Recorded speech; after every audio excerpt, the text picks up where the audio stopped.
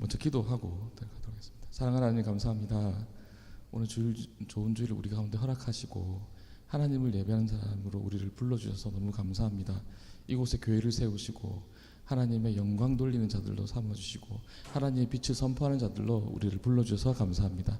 하나님 이 시간 우리 가운데 함께 해주셔서 한국 땅을 향한 이 지역을 향한 또 우리가 믿는 이 신앙을 향한 통찰을 우리가 발견할 수 있는 시간 되게 허락하여 주셔서 하나님의 시각으로 이 땅을 바라보며 영혼을 바라볼 수 있는 저희들 될 수 있도록 그 안목을 열어주십시오. 그렇게 되가시고 주님을 찬양하고 예수님 거룩하신 이름으로 기도했습니다. 아멘. 반갑습니다. 네, 처음으로 제가 강단에 서게 되어졌는데 오늘 전체적인 내용은 제가 제목을 잠깐 잡아봤는데 한국 사회와 기독교 그리고 기독교인 이렇게 잡아봤습니다. 오늘 여러분과 나눌 얘기는 뭔가 해결책을 찾고 뭔가 특별한 대안을 발견하는 시간이라기보다는 그렇게 하기에는 한 시간이라는 시간으로는 많이 부족하고 우리가 한번 생각해보는 시간 그리고 우리가 발상의 전환을 시작해보는 시간 이 땅을 바라보는 그 안목에 대해서 새로운 관점으로 바라볼 수 있는 그 동기가 일어나는 시간 그렇게 우리가 바라보면 좋겠다는 생각이 들어집니다. 제가 이제 기도 모임을 하는 거기에서 제가 리서치를 한 작년도에 제가 한 내용에다가 최근의 내용을 약간 더 붙였어요. 그래서 그렇게 참고해 주시면 좋을 것 같고 그래서 한국을 위해서 기도하는 시간에 저희가 만들었던 리서치 자료인데 뒤에는 실제 서울의 모습이에요. 어떤 지점에서 찍은 건데 저렇게 십자가가 많아요. 십자가가 많은 한국, 하나님께 너무나 축복하셨던 한국에 대해서 우리가 그간 가지고 있었던 생각은 뭔지 이 땅을 향한 하나님의 계획과 다르게 내가 갖고 있던 생각은 어떤 선입견이 있었는지 아니면 없었는지 이 시간 함께 고민해 봤으면 좋겠다는 생각이 들었습니다. 편안하게 들으시면 좋고 편안하게 들으셨으면 좋겠고 뭔가 뭐 배우고자 하는 그런 것보다는 그랬었지 하고 한번 같이 리마인드 해보는 시간들로 한번 삼아봤으면 좋겠습니다. 일상적인 시간 가운데 일상적인 생활 가운데 우리가 무심코 지나갔던 그런 것들은 없었는지 하나님의 관점에서 이 시간 바라볼 수 있으면 좋겠습니다. 제목은 이렇게 제가 간단하게 잡아봤고요. 우리가 최근까지 참 많이 들었던 얘기들이 있죠. 헬조선이라든지 뭐 3포, 7포, N포, 뭐 이생망, 흑수저. 이게 불과 뭐 2010년도 이후에 많이 나왔던 얘기들인데 그 이전에도 있었겠지만 특히 한국 사회의 대표적인 관점이라고 해야 되나? 시각이라고 해야 되나? 헬조선이라는 단어가 너무 많이 언제부턴가 우리 가운데 들려지고 있어요. 레이저 포인트가 안 되네요. 안 다치고 헬조선은 제가 찾아보니까 2010년도에 목사님 아실지 모르겠는데 DC 인사이드라는 거 거기 커뮤니티죠, 그죠? 서로 이렇게 얘기 나누는 공간이었는데 거기에서 처음 등장한 말이에요. 이것들이 언론에 사용되면서부터 이제 대명사화 되어졌는데 그야말로 헬조선이에요. 헬조선. 헬은 지옥이고 조선은 한국을 비하하는 어떤 그런 뜻이겠죠. 그러니까 지옥 같은 한국 뭐 이런 뜻이겠죠. 이런 것들이 우리 말을 통해서 그런 것들이 우리의 가치관으로 언제부턴가 우리도 모르게 우리가 살고 있는 이 땅이 헬조선이라고 하는 막연한 선입견을 갖게 했어요. 삼포세대도 마찬가지죠. 이것도 2011년도에 경향신문에서 복지국가를 말한다라고 하는 어떤 그런 취재팀에서 나온 신조어인데 이것도 어떻게 해요? 우리 안에 당연한 것처럼 우리는 정말 포기할 수밖에 없는 세대지. 젊은이들을 통해서 이것들이 유통되어지면서 그것들이 언론에 통해서 나왔던 얘기들이 우리 가운데 사용되어지면서 정말 우리나라가 3포 세대적 사회다, 7포 세대적 사회다, 더 나아가서는 N포 세대. 그러니까 무한수죠, 무한수. 모든 것들을 포기할 수 없는 시대다, 뭐 이렇게 세대다. 이렇게 젊은이들 가운데 해자가 되었던 적이 있습니다. 지금도 마찬가지인 것 같고요. 이 가치관이 지금도 우리 가운데 영향을 미치고 있죠. 이생망, 이번 생은 망했다 그런 뜻이죠. 이런 것도 흑수저라는 얘기 우리 많이 들었죠. 흑수저, 수저 계급론 해가지고 이게 2015년도에 나온 얘기예요. 조선일보에서 아마 나왔던 것 같은데 이것도 이런 얘기들을 통해서 어떻게 해요? 한국 사회는 너무 살기 힘들다. 정말 지옥 같은 데다. 정말 이 땅에서는 우리의 희망이 없다. 다음 생에나 잘 살아보자 라고 하는 막연한 생각들을 부정적인 자아상, 부정적인 국가관을 우리 가운데 심어지고 있었고 심겨져 있어요. 근데 정말 우리 가운데 정말 한국이라는 나라가 그렇게 지옥 같은 나라인가? 부정적인 사회인가? 희망이 없는 사회인가?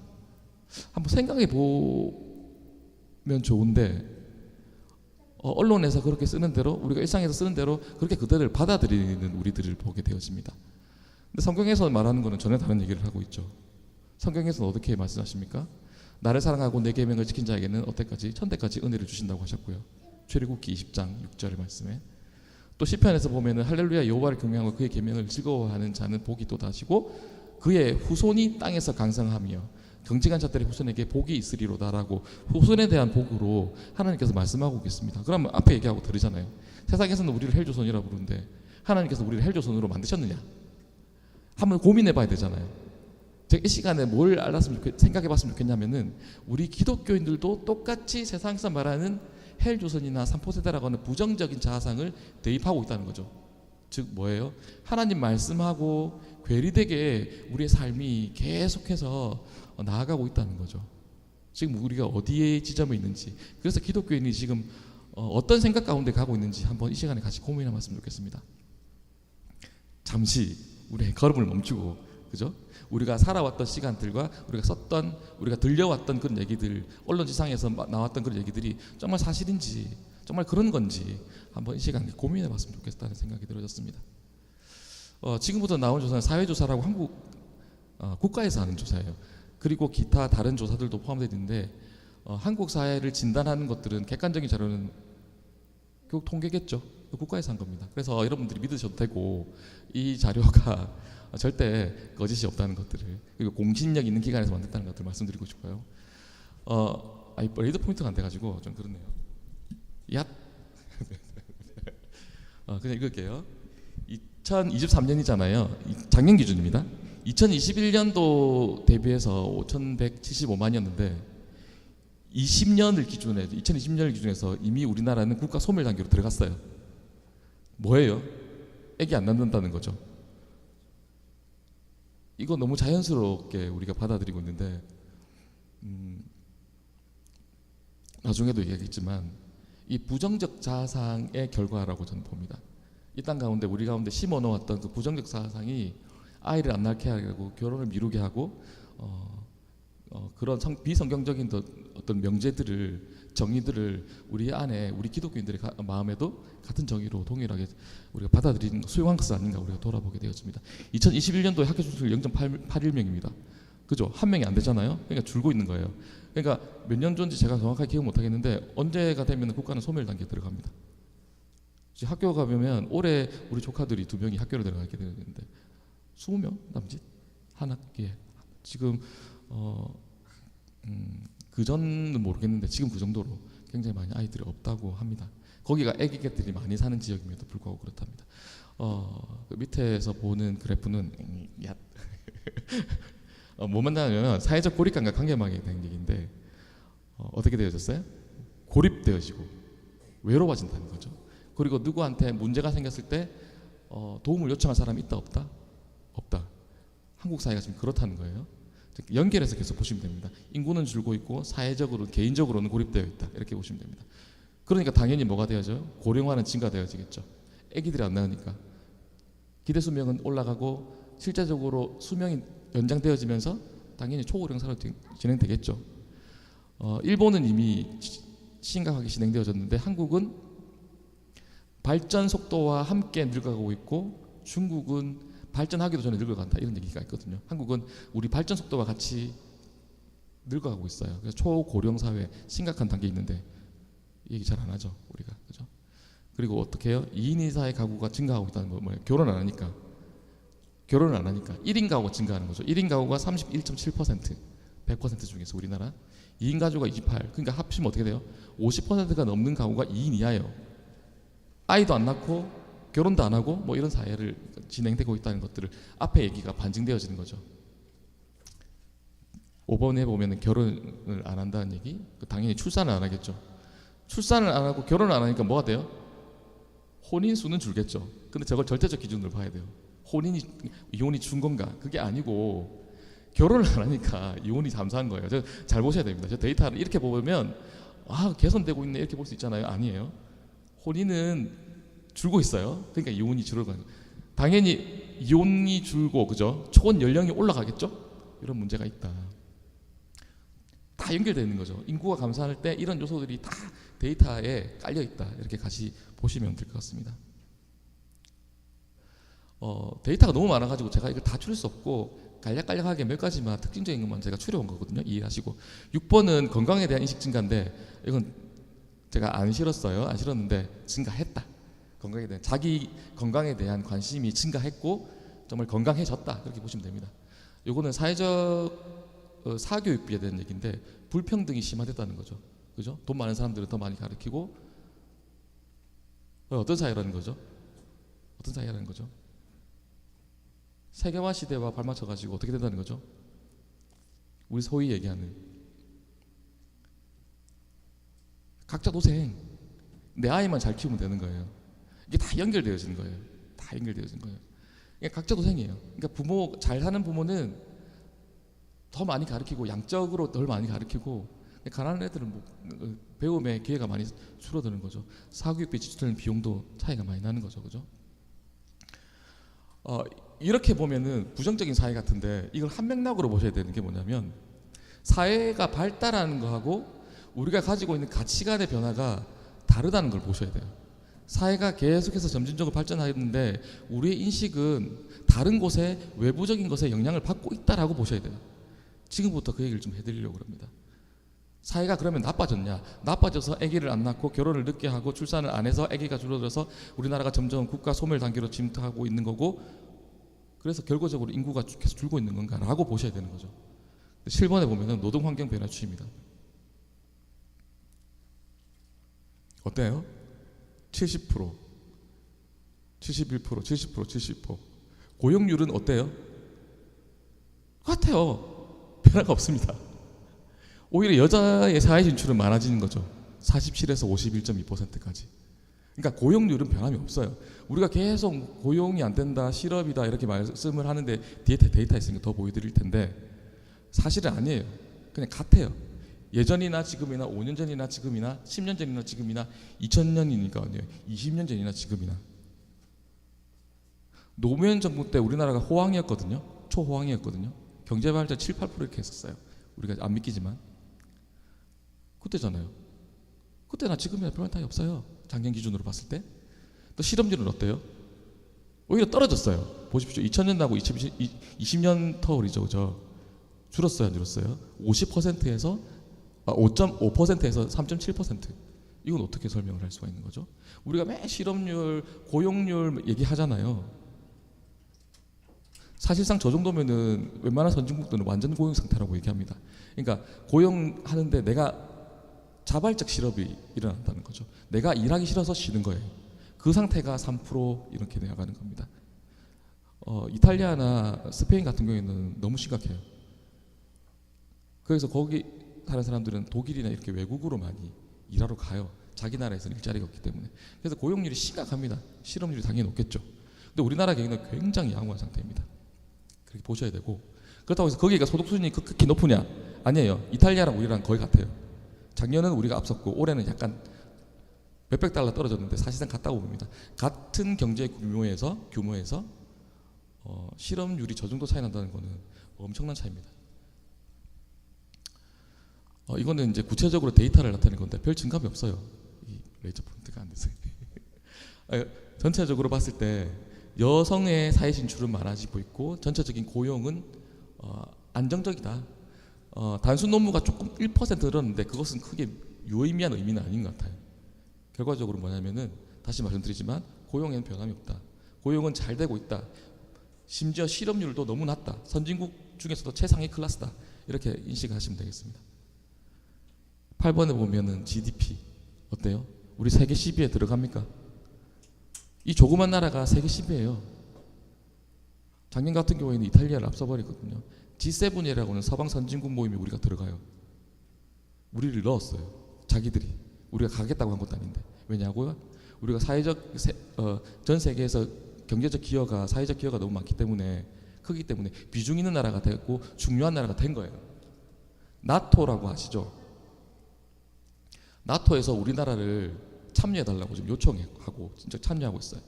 그러니까 나토 회원국이 아닌 외부의 나라에서 가장 큰 기여를 한 나라는 일본이 아니고 우리나라예요. 나토는 유럽과 아메리카잖아요, 그죠? 그쪽을 방어하는 방위조약인데, 북대서양 방위조약인데 거기에 우리나라가 참여를 해요. 왜냐하면 하이테크놀로지라든지 경제적 규모라든지 문화적, 사회적 어떤 기여가 엄청나게 큰 나라로 발전했기 때문에 거기서 불러가는 거예요.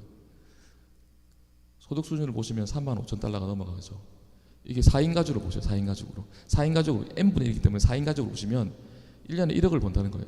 물론 우리가 교육자들은 가난하지만 감사하게 살고 있습니다. 상관없이 일반적인 걸 얘기하는 거예요. 웬만한 가정은 3명이라 치면은 그 3명에 4명이 벌어오는 가계 수입이 1억이 훌쩍 넘는 거예요. 3명만 돼도 1억이 넘잖아요. 평균을 놓고 보셔야 돼요. 그러니까 우리나라가 얼마나 잘 사는지 생각을 하셔야 된다는 거죠. GDP 규모를 봐서도 세계 10위 안에 들어갑니다. 올해는 살짝 벗어났는데 별 차이 없어요. 그러니까 10위권이라고 보시면 될 것 같습니다. 이것은 뭐냐면 소득 분배 개선에 대한 조사예요. 9번에 보시면 진위 계시가 뭐냐면 옆에 제가 써놨거든요. 상대적 빈곤율. 그러니까 1에 가까울수록 완전한 불평등이에요. 부의 균형이 안 맞다는 거죠. 그러니까 0에 가까울수록 완전한 평등의 사회예요. 소득적 평등의 사회인데 소득 분배가 잘 일어난다고요. 근데 우리나라가 어때요? 11년도하고 20년도 차이가 어떻게 돼요? 급격히 개선되고 있죠. 우리가 어떻게 얘기해요? 소득 불균형이라고 언론에 떠들어요, 안 떠들어요?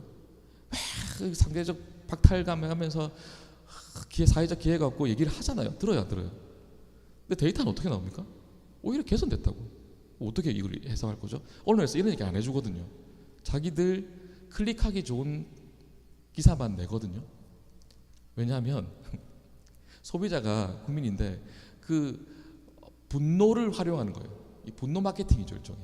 그래서 분노해서 들어가 보고 싶은 것들에 대해서 계속해서 인풋을 하는 거죠. 그럼 아웃풋은 뭐예요? 클릭해서 신문사에 통장 창고로 들어가는 거죠.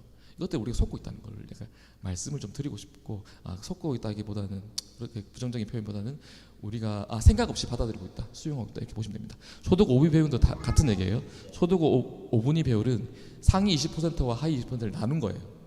그럼 어떻게 되겠어요? 높을수록 좋아요? 낮을수록 좋아요? 낮을수록 좋겠죠? 분모와 분자가 같을수록 좋은 거잖아요. 개선. 상대적 빈곤율 어때요? 개선. 이거 어떻게 해석할 건데? 이런 얘기 안 해주잖아요. 그러니까 한국 사회는 소득 수준도 올라갔다. 한국의 경쟁력은 너무나도 크게 올라갔다. 그리고 소득 분배도 잘 개선되고 있다. 이렇게 보시면 됩니다. 그리고 아까 건강에 대해서도 건강은 증진되고 있다. 제가 그 얘기를 하는 거예요. 주택 문제는 조금 다르게 보셔야 되는 게 뭐냐면, 주택 문제는 6.9에서 8.0으로 조금 늘었어요. 그래도 실질 가구당 실제 주택이 필요한 수요자 입장에서는 이것도 크게 느껴지겠죠. 왜 이게 말을 드리냐면, 한국은 주택은 틀려요. 주택은 한국 사람들의 로망이고, 주택은 특별한 가치가 있어요. 땅에 대한, 토지에 대한 특별한 신념이 있잖아요, 우리나라가. 그러니까 주택에 대한 특별한 국민적 정서 가운데 주택에 대해서 특별한 감정이 있어요. 실려 있죠. 우리 아시죠? 그러니까 제가 뭐냐면, 주택에 뭐가 있냐, 우리의 모든 욕망이 들어가 있어요. 이 얘기를 하고 싶은 거예요. 그러니까 주택의 수요가 주택이 줄고 그런 게 아니고, 주택은 계속해서 증가되어져 있고 100%를 넘었어요, 이미. 근데 주택이 늘 모자라는 건 뭐죠? 가수요가 있다는 거죠. 가수요는 뭐예요? 투기 수요가 있다는 거죠. 국민적 정서에 주택을 소유하고 싶은 욕망이 강하기 때문에 그 욕망을 부추기는 거죠. 거기에서 어디로 나오는 거죠? 투기적 수요로 나타나는 거죠. 그렇게 되면 어떻게 됩니까? 저기다 모든 재산을 틀어놓잖아요. 한국이 가장 심합니다. 주택에 사실상의 모든 소득이 다 들어가 있어요, 재산이. 그래서 가처분 소득이 없는 거예요. 움직일 수가 없는 거죠. 이건 심각한 문제인데, 지금 또 이자율 때문에, 또 여러 가지 상황으로 돼서 공급 때문에, 과잉 공급 때문에 주택가격이 폭락하고 있잖아요. 왜 그런 거예요? 왜 그런 거예요? 언론에서 부추기거든. 집 없다고, 집 없다고. 그러니까 어떻게 돼요? 공포심리가 작용해서 집을 사는 거죠. 사놨더만 어떻게 된 거죠? 생각보다 집이 많은 거죠. 집을 사줄 사람이 없는 거죠. 가격이 높은 거죠. 감당이 안 되니까 어떻게 합니까? 팝니다. 이자를, 대출을 못 받고 보니까. 그러니까 지금 그 상태예요. 그러니까 올해는 정말 심각한 경제적 위기가 올 수 있어요. 우리 모든 자산이 주택에 가 있기 때문에 주택 시장이 흔들려 버리면 국가 경제가 흔들려 버리는 약간 기형적인 형태가 있습니다. 그러니까 주택이 앞으로는 어떻게 돼야 됩니까? 우리가 실제로 사는 목적으로 해야지 투기적 요소로 재산을 축적하는 용도로 사용했을 때는 앞으로 힘들다. 왜? 인구가 줄기 때문에. 우리 신앙인들은 또 그런 관점에서 주택을 바라봐야 되지 않겠나 싶습니다. 주택은 하나님께서 우리를 살라고 주시는 공간이지 재산 증식 수단은 아니다. 그런 말씀 좀 드리고 싶어요. 주택을 좀 다르게 봐야 되고, 이거 특별히 좀 봐주시면 좋겠는데, 일단 앞에 하고요. 환경은 개선되고 있습니다. 환경 좋아졌어요? 개선됐습니다. 80년대 생각해 보시면 정말 이건 너무 많은 발전이 있는 거예요. 올림픽을 기점으로 해가지고 환경을 개선해야 된다는 인식이 많이 증가되어져 가지고 지금은 굉장히 좋아졌어요. 어쩔 수 없는 환경, 어떤 겁니까? 뭐 후쿠시마 원자력 발전소가 폭발했다든지 중국에서부터 황사를 통해서 미세먼지가 오는지, 우리가 불가항력적인 걸 빼고는 한국 땅에서 일어나는 그 모든 환경적인 요소들은 개선되고 있습니다. 그거를 아셔야 되고, 우리가 계속 부정적으로 묘사하잖아요. 쓰레기 많다, 뭐하다 많겠죠. 하지만 우리가 실제적으로 삶을 누리는 영위하는 공간의 환경은 어떻게 개선되고 있다, 그렇게 보셔야 됩니다. 안전과 범죄는, 이건 한국이 정말 전 세계적으로 자랑할 만한 거잖아요. 안전한 사회입니다. 범죄율 낮습니다. 밤에 외국에 나가면 못 돌아다닙니다. 제가 여러분 중에는 가장 많이 외국을 돌아다니는 사람일 거예요. 저는 하와이, 본토, 네덜란드, 프랑스, 이스라엘 뭐 많이 가봤어요. 많이 가봤는데 밤에 돌아다니는데 안전한 나라는 한국밖에 없습니다. 현재까지. 그리고 특별히 자매들이 밤에 돌아다닐 수 있는 나라는 더더욱 없어요. 그러니까 이런 것들이 사소한, 우리 안에 사소한 일들인데 이것들이 외국에 나가면 너무나 특별한 스페셜한 일이라는 거죠. 그것들에서 우리가 인식을 안 하는 거죠. 좋은 환경. 이스라엘에 갔더니, 이스라엘 잘 살잖아요. 예루살렘인데 언덕이 있는데 쓰레기를 그냥 버려요. 그러니까 쓰레기 냄새가 나요, 언덕에서. 그리고 뭐예요? 쓰레기 수거를 안 해가요. 냄새가 올라오죠. 거리 다니는데 좀 불편하더라고. 또 프랑스 같은 경우에는 청소 잘 안 합니다. 오물이 쌓여 있어요. 그래서 아침마다 뭐가 가면 살수차가 돌아다녀요. 도로 청소한다고. 프랑스도 그런데 미국도 그렇고. 그러니까 한국이 얼마나 깨끗한 환경 가운데 여러분들 항상 최악의 상황만 언론에서 보도되기 때문에 한국이 환경적으로 또 안전이나 범죄적으로 이런 얘기 잘 안 하는데 되게 선진국 중에서 최상위 클래스다, 그렇게 보시면 됩니다.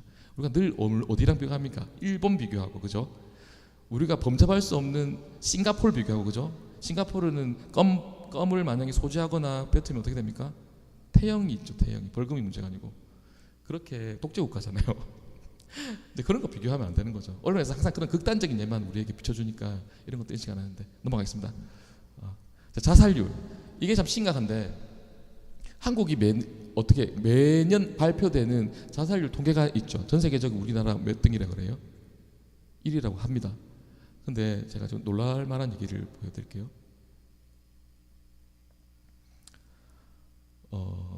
토탈이 2010년도에 31.2, 2020년도 어떻게 됩니까? 25.7, 마이너스 4.5.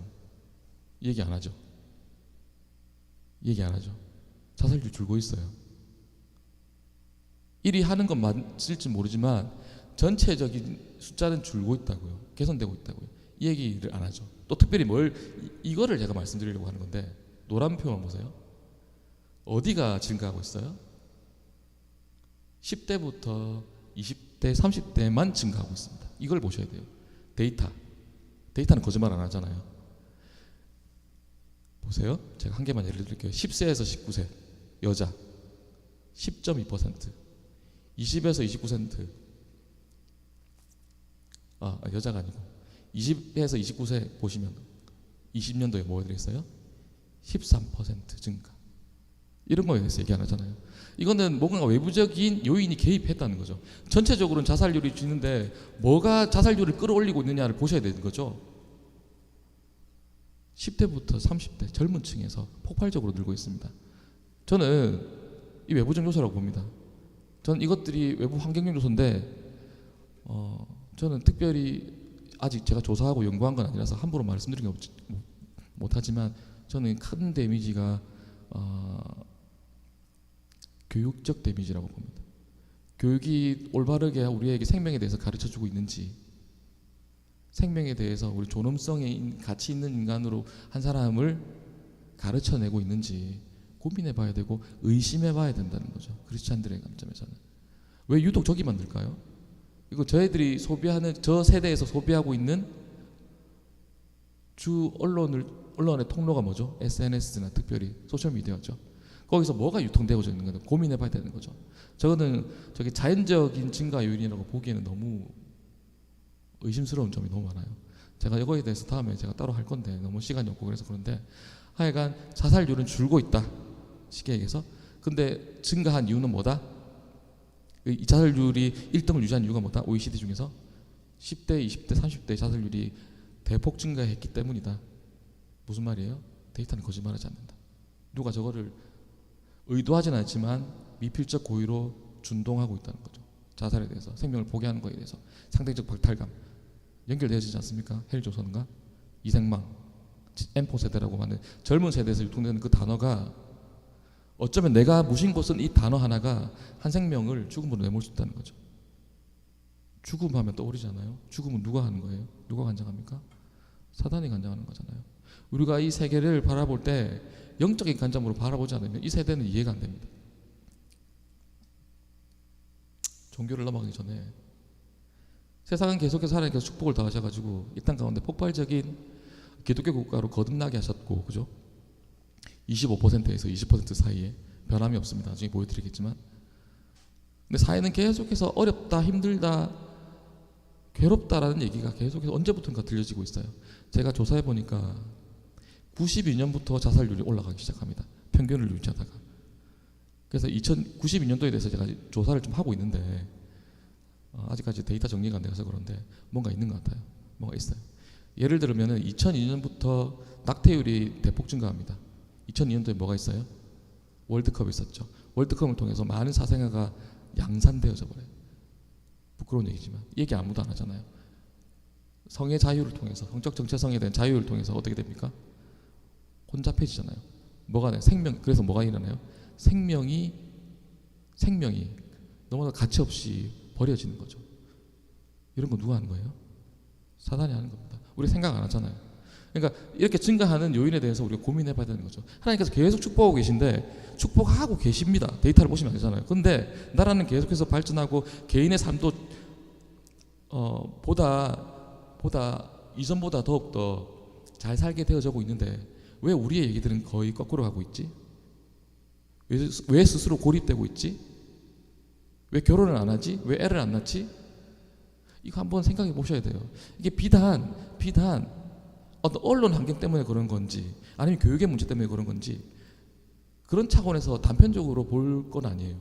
우리 신앙인이라고 한다면 이게 어떤 사단하고 영적 전쟁 가운데 어떤 의미가 있는지까지 나아갈 수 있는 눈이 열려야 된다는 생각을 하거든요.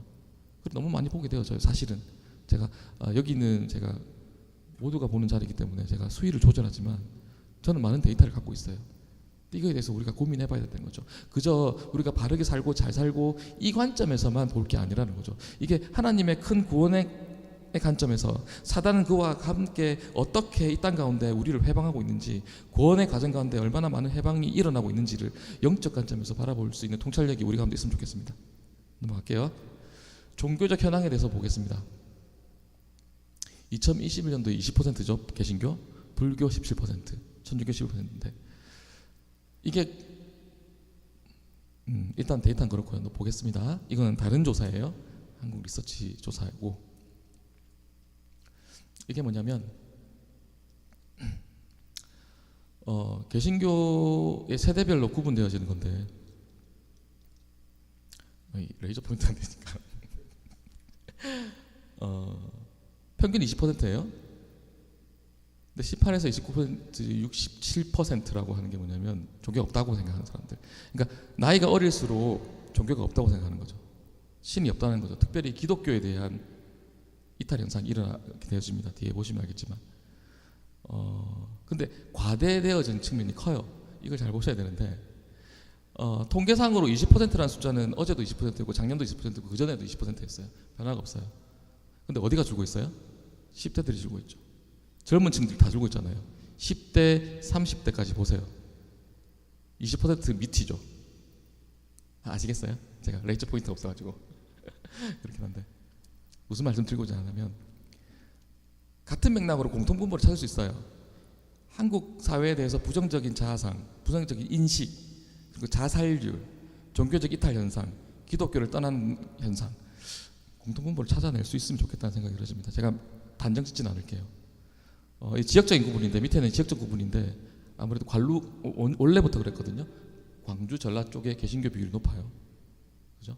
부산 울릉 경남 쪽에는 불교 비율이 높고, 전체적으로 봤을 때는 20%와 대동소이합니다. 한 17%. 조사에 따라 틀리긴 한데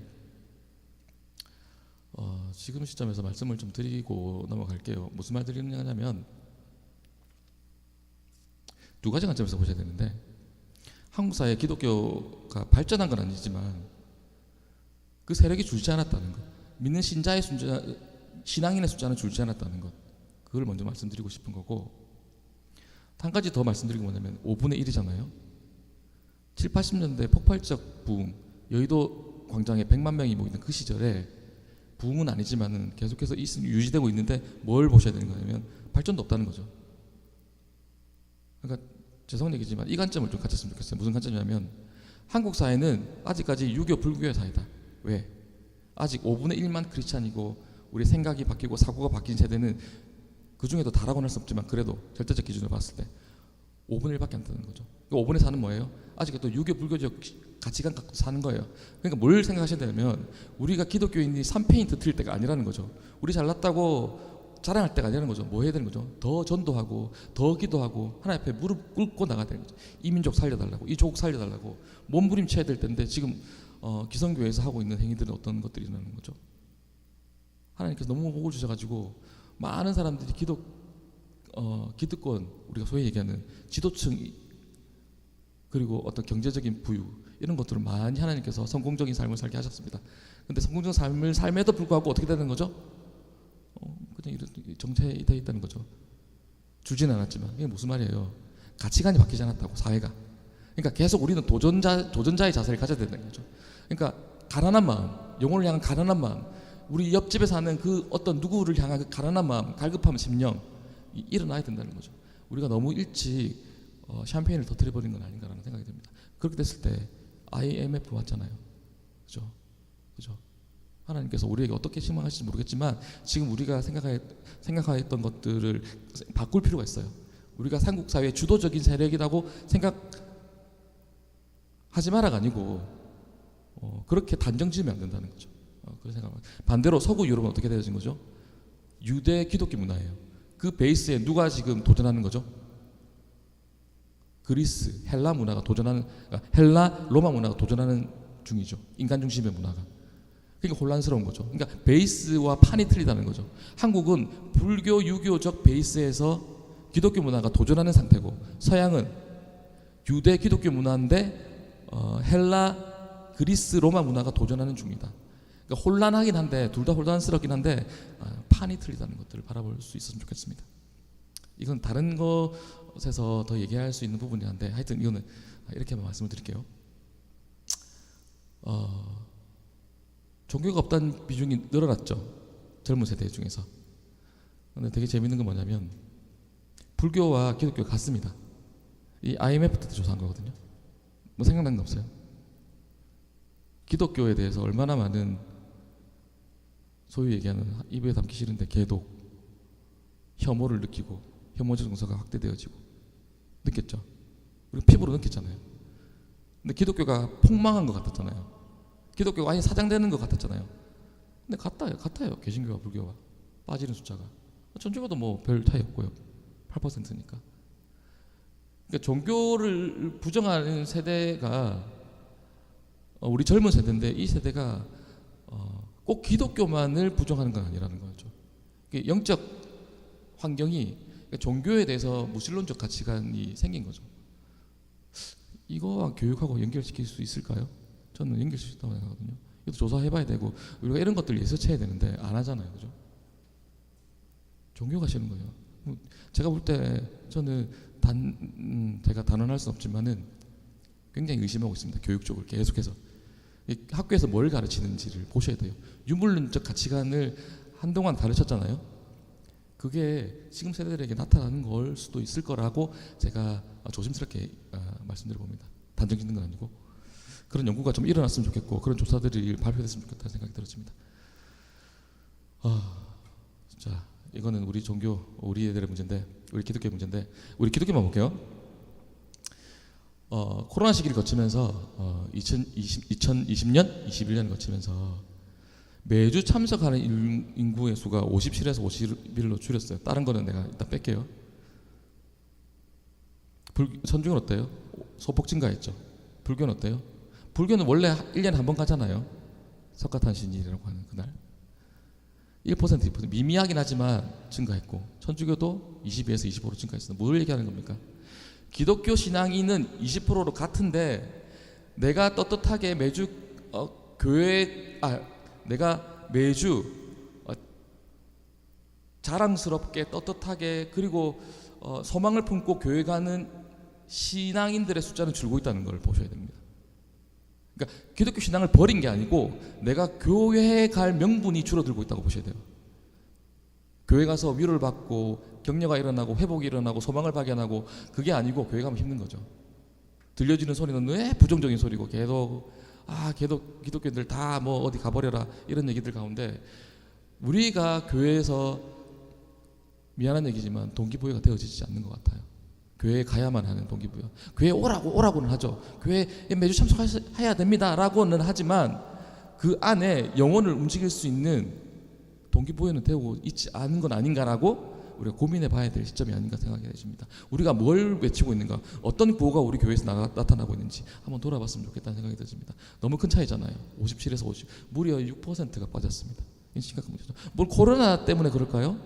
코로나 때문에 그럴까요? 그럴 수 있겠죠.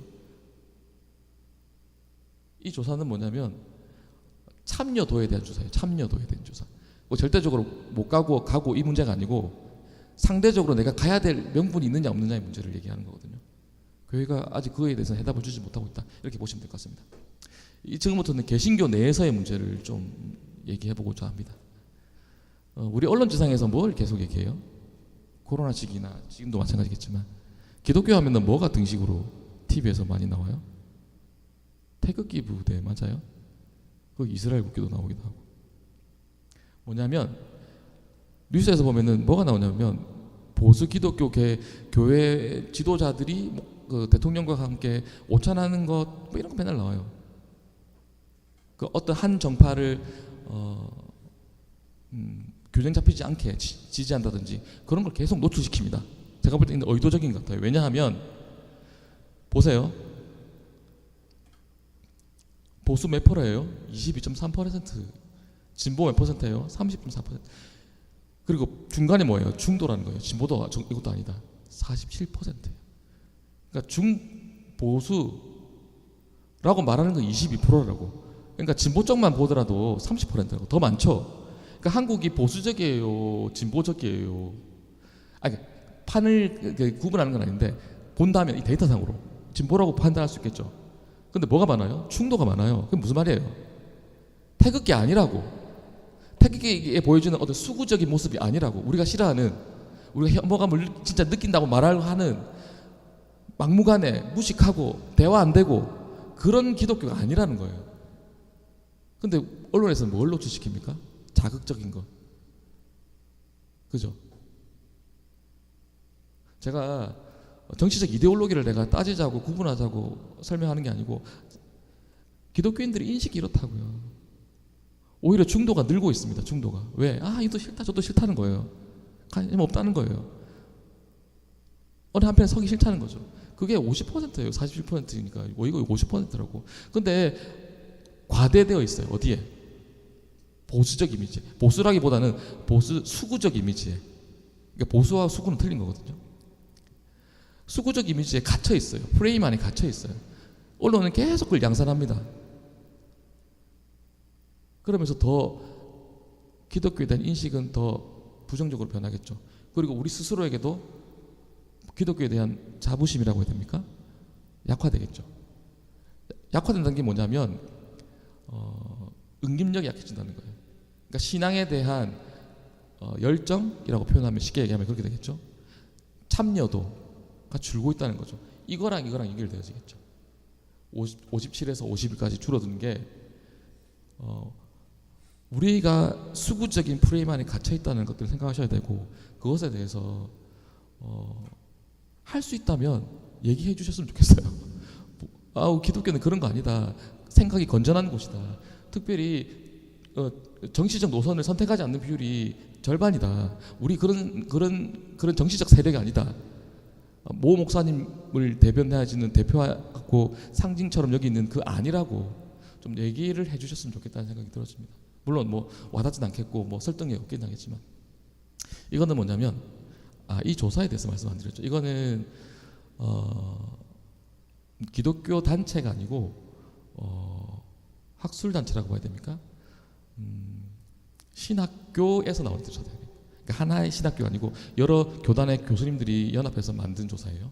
그렇게 보시면 되고, 이거는 뭐냐면 대선이 있었죠. 대선 이후 정부의 해결 과제가 무엇일까요? 상위 10위까지 통계를 해서 발표한 자료인데, 기독교인들이 가지고 있는 인식입니다. 세상의 인식이 아니고. 1번이 뭐예요? 부동산. 2번이 뭐예요? 경제. 3번이 뭐예요? 일자리. 4번이 뭐예요? 나 잘 살게 해달라고. 내 밥 먹고 사는 게 중요하다고. 우리 아들, 딸 공부 잘하고 좋은 데 취직해서 세대를 거듭해서 복 받는 게 중요하다고 얘기하는 거예요. 사회에 대한 고민이 있나요? 제가 볼 때 별 부족한 것 같아요. 한국이 제 뭘 말씀드리냐면 얼마나 세속화되어져 가고 있느냐를. 영혼에 대한 갈망함보다는 이 땅에서 내가 편안한 집에 좋은 집에 살고 경제적으로 번영하고 내 일자리가 흔들리지 않고 우리 자녀들이 잘 되는 것에 관심이 더 많다는 것을 대변하고 있는 데이터라고 저는 해석을 했습니다. 뭐 이런 거 있겠죠. 뭐 공정, 언론 개혁, 기후 뭐 있겠죠. 있어야 되지만 이게 복음적인 베이스냐? 저는 그렇게 보지 않습니다. 인본주의적 베이스라고 보고요. 그런 것들에게 관심이 많다. 그러니까 기독교의 세습화가 진행되고 있다, 이렇게 보여집니다. 통일에 대해서 통일에 대해서 전 세계적으로 많은 기도가 일어나는 거 아세요? 독일 사람들이 한국을 위해서 우는 거 아세요? 그 루마니아가 북한하고 친했잖아요. 지금 개혁개혁이 일어나서 자유주의 사회이긴 하지만 루마니아가 그렇게 한국의 통일을 위해서 기도합니다. 루마니아 생각지도 못한 나라 아니에요? 하와이 가면 한국을 위해서 기도합니다. 웁니다. 근데 정작 우리 안에는 통일에 대한 갈망함이 있나요? 왜 해야 되는지도 모르고 불필요하다 느끼는 세대가 지금 일어나고 있어요. 이 세대가 어느 세대냐면 젊은 세대예요. 나중에 보시면 알겠지만 그 얘기를 지금 하고 있는 거예요. 그러니까 필요성도 못 느끼고 이제는 안 했으면 좋겠고 따로 그냥 적당하게 살았으면 좋겠고, 왜냐하면 내 돈 나가니까, 내 세금 내야 되니까 안 하고 싶은 거죠. 근데 그 비율이 어디가 높아요? 젊은 층이 높다. 굉장히 높다. 이렇게 보시면 됩니다. 그러니까 통일을 필요한 이유 뭐 경제적 뭐 있는데 반대로 생각하시면 돼요. 반대로. 통일 비용이 들잖아요. 천문학적인 비용. 그리고 기회가 줄잖아요. 젊은 층은 싫다는 거예요. 그런 것들에서. 그래서 신앙생활 연수가 길고 예배 참석 빈도가 높을수록, 그리고 종교 중요도가 높을수록 통일이 필요하다고 응답하는 비율이 높다. 잘 알겠죠? 신앙인이라고 한다면 제가 적당한 단어가 생각이 안 나는데, 교회에서 신앙생활을 적극적으로 활동한다라고 그냥 얘기할게요. 그냥 평균적인 얘기로. 그런 계층일수록 통일에 대한 필요성을 많이 느낀다는 거죠. 그죠? 그리고 남성과 연령이 높을수록, 우리는 군대를 가기 때문에 그럴 수도 있는데 통일에 대해서 많은 생각을 하게 되어집니다. 하여튼 젊은 층에서는 어떻게 됩니까? 통일에 대해서 부정적인 데이터가 많이 일어나고 있습니다. 제가 다 싫지는 않았어요. 그래서 기독교인들의 세대별 세속적 가치 변조와 동조가 일어나고 있다. 이런 것들을 말이 좀 어렵긴 한데 제가 말씀드린 거예요. 남자보다는 여자가 필요성이 더 덜 느끼고, 고연령층보다 고연령층이 통일의 필요성이 더 느끼고, 또 신앙에 대한 열심, 참여도가 높을수록, 활성도가 높을수록 통일의 필요성을 더 느낀다. 기독교적 용어가 아니고 내가 수평적인 좀 언어를 쓰려다 보니까 그렇긴 한데, 하여튼 젊은 층은 심각합니다. 20대 통일이 필요하다 응답한 비율 37., 기독교인들이 높아요. 상대적으로. 근데 비기독교인으로 갈수록 젊은 층으로 갈수록 통일에 대해서 부정적입니다. 되게 많이. 그렇게 보시면 될 것 같습니다. 이건 사회적 인식에 대한 기독교 인식에 대한 생각인. 이건 정말 심각한 문제인데 한번 봐주세요. 비혼 동거. 그러니까 결혼하지 않고 사는 것. 요새 이런 프로 많이 생기죠. 제가 테이프한 지 1년이 넘어가지고 잘 모르는데 유튜브에도 보면 한 번씩 올라옵니다. 결혼 안 했는데 사는 거에 대해서 너무나도 유튜브에 브이로그를 찍듯이 자연스러워요. 지금 출산, 성선택, 성의 자기 결정 얘기를 하는 거죠. 보세요. 찬성이 되게 높죠. 49%. 비혼 동거는 어때요? 성선택은 찬성이 49%. 비혼 출산은 결혼하지 않고 애 낳는 것. 서구 사회에서는 비혼 출산을 인정해 줍니다. 호적에 등록이 된다고 우리말로 치면. 왜냐하면 출산율이 낮기 때문에 그렇게라도 출산율 끌어올리기 위해서 그렇게 합니다. 한국도 그렇게 갈 거예요. 지금 그렇게 가고 있어요. 아마 그렇게 갈 겁니다. 올해 아니면 내년에. 내가 볼 땐 그래요. 왜냐하면 감소기 때문에 어디서부터 외부적인 이민을 하든지 아니면 우리 안에서 출산율 높이기 위한 방법을 써야 되는데 안 되잖아요. 그럼 결국 뭐예요? 가족에 대한 개념이 해체될 수밖에 없어요. 서구가 그렇게 가고 있고 갔고 우리도 그렇게 따라갈 겁니다. 비혼 동거에 대한 찬성 36%. 출산에 대해서는 상대적으로 부정적인 의견이 남지만 어때요? 천지개벽할 일이죠. 생각하지 못했잖아요. 이 생각. 그렇게 가고 있구나 막연하게 생각했지만 기독교인들이 이렇게 생각한 생각 우리 잘 못했잖아요. 이거 진짜 심각한 문제입니다. 이 창조진설을 처음부터 뒤집어 엎는 비성경이라든지 사실은 반성경적인 일들이죠. 하나님의 통치질서가 정면으로 배치되어지는 일들이 지금 한국 교계 안에 일어나고 있다고. 우리들의 인식 안에 생각 안에 바뀌고 그렇게 변화되고 있다는 것들을 인식해야 됩니다. 20대로 가서 정말 심각합니다. 보세요. 비혼 동거 58% 찬성률이요. 비혼 출산은 25%, 비혼 동거는 무려 57%까지 올라간 거죠. 뭐죠? 틀린 거예요. 이제 틀린 거죠. 성선택과 50%죠. 그러니까 내 성을 내가 결정할 수 있다고 생각하는 일이 절반이 넘는다고. 젊은 층은 20대. 우리 교회 가서 맨날 첫날 만날 우리가 창세기를 놓고 하나님께서 여자와 남자를 창조하셨다고 말해봐야 얘들은 어떻게 생각한다는 거죠? 내 성은 내가 결정하겠다는 것들이라고 생각한다는 거죠. 이걸 염두에 두고 여러분들이 사역을 해야 되고 우리가 바라봐야 되고 우리 자녀들을 바라봐야 되고 교육해야 된다는 거죠. 심각합니다. 저는 이게 모든 것들을 함축하는 얘기 같아요. 사단이 지금 뭘 하고 있는지. 이거랑 한국 인구가 주는 거랑 연결될까요? 출산율 낮은 거랑 연결될까요? 결혼하지 않는 거 연결될까요? 연결되죠. 왜 안 되겠습니까? 이런 연구들이 좀 일어났으면 좋겠다는 생각이죠. 제가 오늘 개괄적으로 객관적인 데이터만은 제가 말씀을 드릴게요. 그리고 생각은 여러분들이 하시고 결정도 여러분들이 하시고 고민도 여러분들이 하십시오. 그래서 하나님께서 그 안에 결정하게 하시고 해결책에 대해서도 말씀하실 것이고 우리로 이것들에 대해서 고민하게 하실 겁니다. 그렇게 오늘은 그렇게 가져갔으면 좋겠습니다. 가족에 대한 인식이 많이 바뀌고 오른쪽에 보시면 가족의 인식이 많이 바뀌고 있어요. 예전에는 사실혼이라고 하면은 쉬쉬했잖아요. 우리 할머니 세대 가면 이런 게 있었어요. 둘째 엄마 이런 게, 둘째 할머니 이런 게 있어요. 이게 뭐냐면 조선시대 잘못된 유산인데 옛날에 첩이라고 우리 있었잖아요. 그 문화가 지금 그때는 있는 거죠. 근데 이거랑 다른 거예요. 그런 거는 유교적 가치관에서의 호적으로 등재될 수 없기 때문에 그렇게 남성 중심의 사회이기 때문에 그렇게 되어졌지만 이거는 떳떳한 겁니다. 내가 산다고 내가 살 건데 왜 네가 뭐라고 그래 내 인생에 대해서 이런 거는 거예요. 비혼동거라든지 사실혼이라는 것들은 사실상 가족의 해체입니다. 한국 사회에 일어나고 있는 그것들이 그래도 기독교는 그것에 대해서 브레이크를 걸어줄 어떤 교회라고 하는 방파제가 있지만 세상은 그런 거 없잖아요. 심각한 거죠. 기독교의 인식도 이렇게 하는데 다른 건 어떻겠습니까? 이거는 개신교인이 개신교에 대한 인식이에요. 뒤에다 가면 세상의 인식도 있는데 부정적 인식이 72%입니다. 뭐예요? 내가 부끄럽다고 교회 가는 게, 내가 교회 간다고 말 못한다는 거죠. 그런데 우리 어떻게 해요? 교회 올 때 뭐 들고 오라 그래요? 애들 보고 성경책 들고 오라죠. 애들 부끄러워서 못 들고 옵니다. 미안한 얘기지만 시대가 이렇게 되었습니다. 코로나 시기를 거치면서 이거 더 심각해졌는데 이거 보셔야 된다는 거죠.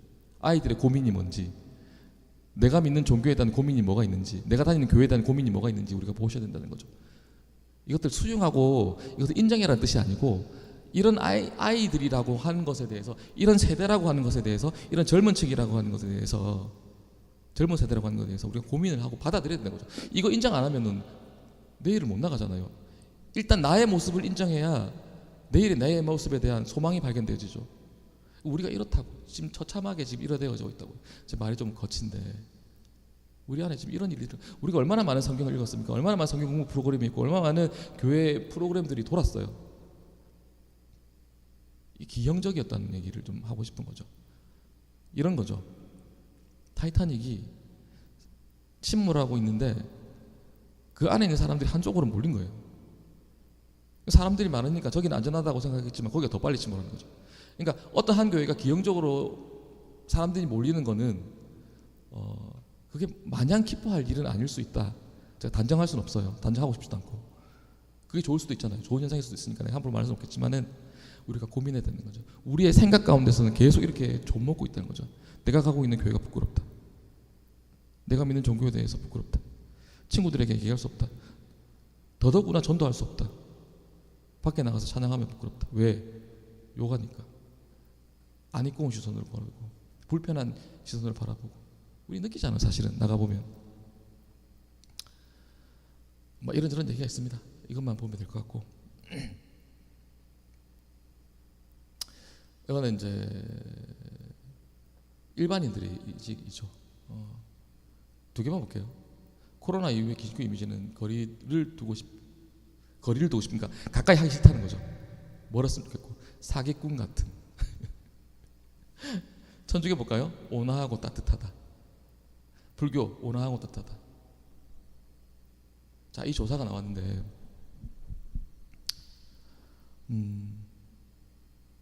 한 가지 얘기만 좀 들을게요. 하기 전에 지금 언론지상에서 나오는 그 교회의 부정적인 인식을 자극하기도 하고 준동할 수도 있는 그런 보도들이 오늘의 문제일까요? 어제의 문제일까요? 아니면 그 전의 문제일까요? 원래 그랬어요. 제가 뭘 말씀드리고 싶은 거냐면, 언론이 이걸 어떻게 호도하고 있는지를 이게 어디 연합뉴스죠. 엠브레인에서 조사한 건데, 제가 들어가기 전에 이걸 말씀드리려고 하는 겁니다. 너무 어두우실까 봐. 제가 말씀드리고 싶은 건 뭐냐면, 언론에서 이렇게 한다고요. 부정적인 것들을 태극기 집회에 노출시키고, 그죠? 목사들의 비리 나중에는 보여드릴게요. 그 기사에 대해서 목사들의 비리, 금전적 비리, 또 성적인 문란함 이런 것들을 노출시키는 거죠. 왜? 클릭 장사할 수 있거든요. 이게 언론 환경을 보셔야 되는데 뭐냐면, 이걸 먼저 얘기해드리면, 예전에는 신문밖에 없었죠. 그러니까 하나의 신문에 있는 기사가 나오기 위해서는 많은 사람들의 수고가 있었어요. 근데 지금은 어떻게 되죠? 네이버로 다 들어가 버렸죠. 클릭하는 시대예요. 그러니까 첫눈에 봤을 때 클릭할 수 있을 때 그게 가치 있는 기사가 되어버렸어요. 이 가치의 사실과 상관없습니다. 내가 듣고 싶은 말을, 내가 맞다고 생각하는 것에 대해서 확증 편향으로 갈 수밖에 없어요. 그러니까 기독교에 대한 부정적인 인식이 있다, 이상하다 그러면 그것만 누르는 거예요. 아, 맞지. 그러면서 기독교는 이상한 집단이야, 사기꾼 같은 집단이야 되는 거죠. 그러니까 언론이 그렇게 준동되어져 있고, 언론 환경이 그래요. 인터넷이 들어가면서 이게 심각해지고, 핸드폰이, 스마트폰이 생기면서 일어난 현상인데, 객관적인 거 필요 없습니다. 클릭 많이 하면 됩니다. 그런 언론 환경이라는 것에 대해서 일단 아시고 제가 넘어갈게요. 그래서 이것에 대해서도 여러분들이 앞에 데이터랑 너무 다르잖아요. 기독교인들이 잘못한 게 있을 수 있어요. 근데 그게 전체는 아니잖아요. 한 가지 예만 들으면, 아까 우리 정치적 편향에 대해서 말씀드렸죠. 정치적 노선에 대해서 말씀드렸죠. 이데올로기적 관점. 중도가 대부분이잖아요. 그래도 우리는 수구적이에요. 까는 거예요. 여기는 수구적인 게 깔려 있는 거예요. 그 범죄가 일어났으면 범죄만 늘 생각나는 거예요. 목사가 그랬다더라, 땅 투기해가지고 했다더라, 돈을 빼돌렸다더라 한 거면 어떻게 부정적인 인식으로 나타나는 거죠. 우리가 목사님들이 좋은 일 한 거 나옵니까? 교회가 좋은 일 한 거 나옵니까? 우리가 너무 말씀을 잘 따라서 그런가요? 왼손이 하는 걸 오른손 모르게 해서 그런가요? 아니에요. 언론이 보도 안 하는 거예요. 그럼 취사 선택이 일어나고 있다는 언론 환경에 대해서 말씀을 드리고 싶고, 제가 넘어갈게요. 너무 길어지는데 목사님 정리해야 되겠죠, 그죠? 죄송합니다.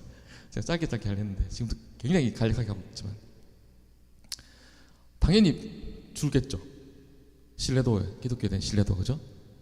전혀 신뢰하지 않는다 32%, 좀 신뢰한다 신뢰하지 않는다, 별로 신뢰하지 않는다, 약간 신뢰한다 25% 하면은 거의 70-80% 육박합니다.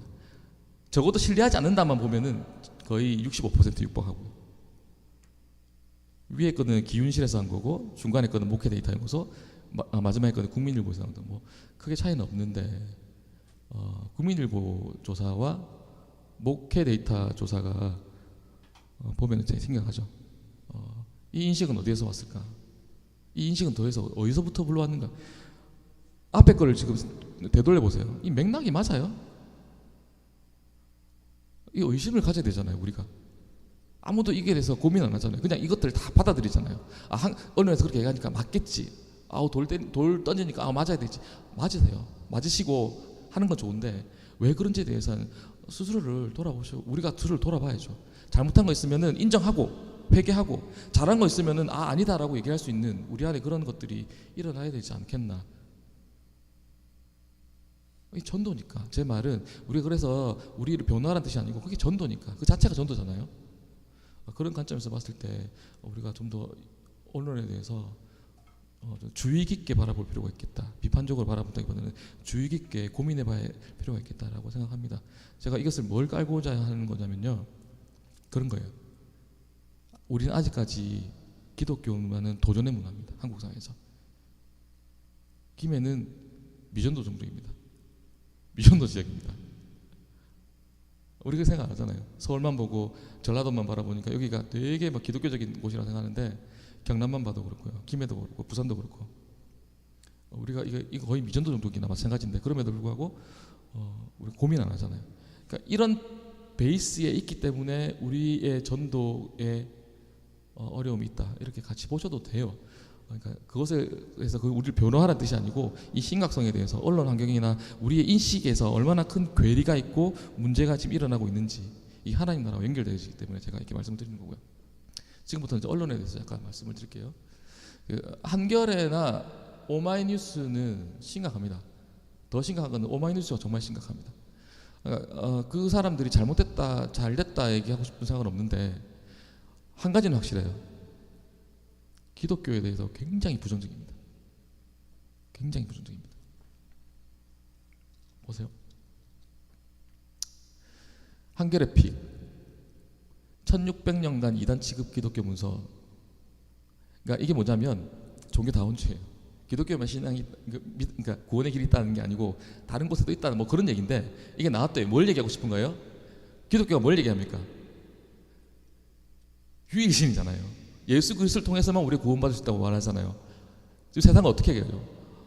종교 다원주의잖아요. 어디로 가도 산 꼭대기만 올라가면 된다. 그게 뭐예요? 등정론이잖아요. 얘기를 들면 한국만, 기독교만 이렇게 얘기하니까 뭐랍니까? 편협하다, 이 얘기를 하고 싶은 거예요. 이렇게 보셔야 돼요. 이렇게 언론을 그냥 이렇게 사실보도라고 보면 안 되고, 사실보도상에 보면 이게 심층보도가 아니잖아요. 심층보도가 사실보도가 있어요. 사실보도는 사실 있는 그대로 육하 원칙에 따라서 언제 어디서 누가 어떻게 하는 게 사실보도고, 심층보도는 뭐냐면 이 사람이 살인했는데 왜 살인했는지, 그 가정 환경이 어땠는지, 어떤 평소에 어떤 삶을 살았는지 그것에 대해서 심층적으로 조사해 내는 게 심층보도인데, 이 르보 아시죠? 그런 거, 이런 것들이 대표적으로 그런 보도인데 안 하잖아요. 그냥 한 문장으로 모든 것이 정의가 끝나버립니다. 편협한 기독교라고 읽으셔야 돼요. 저기는. 두 번째, 기독교 단체 퀴어 축제 광장 승인 서울시 규탄. 우리만 반대했을까요? 기독교만 반대했을까요? 아니에요. 근데 타이틀에 뭐를 걸어요? 기독교 단체를 걸어야지 이게 클릭이 되는 거죠. 이게 언론에서 어떻게 얘기합니까? 기독교 단체를 쓰는 거예요. 그 다음에 퀴어 축제를 반대하는 거죠. 죄송한 얘기지만 문재인 대통령도 퀴어에 대해서 동의하지 않았어요. 동의해달라고 굉장히 압력을 가했는데 서명 안 했습니다. 그럼 뭐하래요? 국민 대다수의 인식은 아직까지 그쪽이 아니라는 거죠. 부정적이라는 거죠. 대다수, 젊은 층 말고. 근데 기독교를 앞에 붙여버리는 거죠. 그래서 프레임을 걸어버리는 거죠. 기독교에 대해 뭐 편협하다고, 성적 자기 정체성에 대해서 인정하지 않는 편협한 기독교, 이 얘기를 하고 싶은 거죠. 데일리한 픽, 성관계 불법 촬영, 기독교계 언론사 회장 아들. 기독교의 언론사 회장만 저랬을까요? 저기 그 홍대 가보세요. 클럽 가보세요. 미안한 얘기지만 거기 너무 혼탁합니다. 영적으로, 성적으로 타락해 있어요. 강남도 그렇고. 기독교계 언론사라고 하면 안 돼요? 예? 물어보는 거예요. 언론사라고 하면 안 돼요? 아니 조선일보는 문제 없고 동아일보는 문제 없는가요? 제가 말을 못 드리겠어요. 제가 아는 게 너무 많은데 말을 못 하겠어요. 되게 안 좋아요. 좋지 않아요. 그럼에도 불구하고 저기 하세요. 뭐 기독교를 걸어야지 부도덕한 기독교라는 등식이 성립하니까 클릭 장사를 할 수 있는 거죠. 지금 우리가 대중이 뭘 하고 싶어서요? 아 기독교 욕하고 싶어요. 아 저 애들 잘못됐어, 편협해, 나쁜 집단이야 라고, 악마 같은 집단이야, 사기꾼 집단이야 말하고 싶은데 울고 싶은데 뺨 때려주는 거잖아요. 그런 거예요. 그렇게 읽으셔야 됩니다. 마지막에 개신교인 40% 차별 같은 거죠. 편협하다고. 성적 자기 정체성에 대해서 인정하는, 지금 그게 세계적 일반적인 프로토콜이고 우리의 이 사회적 인식인데, 그 기독교는 아직도 그 저기 2000년 전에 그런 그 고리타분한 사고방식, 조선시대 사고방식으로 살아간다, 뭐 이런 얘기를 하고 싶은 거죠. 편협하다고. 넘어가면 이게 되게 많은데 다 해야 되나 모르겠지만, 일단 보수 개신교계 기독사학 개정사학법 헌법소원 제기. 자, 사학법 개정에 대해서 기독교만 반대할까요? 사학이 기독교밖에 없어요? 반대합니다. 왜냐하면 미션스쿨이 왜 생겼겠어요? 불교는 불교적 미션스쿨이 있겠어요? 없어요? 있어요. 부산에 가면 대표적인 뭐가 있죠? 학산 여중 요거 아시죠? 그 불교 재단이거든요. 그리고 동명대학교 얘기 안 하잖아요. 기독교를 걸어야 돼요. 보수 기독교계를 걸어야 뭔가 수구적이고 냄새가 나가지고 저기 비리가 많고 그 냄새가 난다 이런 얘기를 걸잖아요. 프레임 거는 거예요. 그게 불의한 기독교라고, 의롭지 못하다고, 이거 프레임 거는 거예요. 이런 거 우리 생각 안 하죠, 그죠? 미투, 처치투, 미투가 많이 일어났죠. 처치투가 있는 거예요. 미국 문제를 한국에 왜 끌어와요? 한국도 얼마나 많은 문제가 있고 기사 쓸 게 많은데 뭐예요? 싸잡아서 얘기하고 싶은 거예요. 기독교는 불의한 종교다.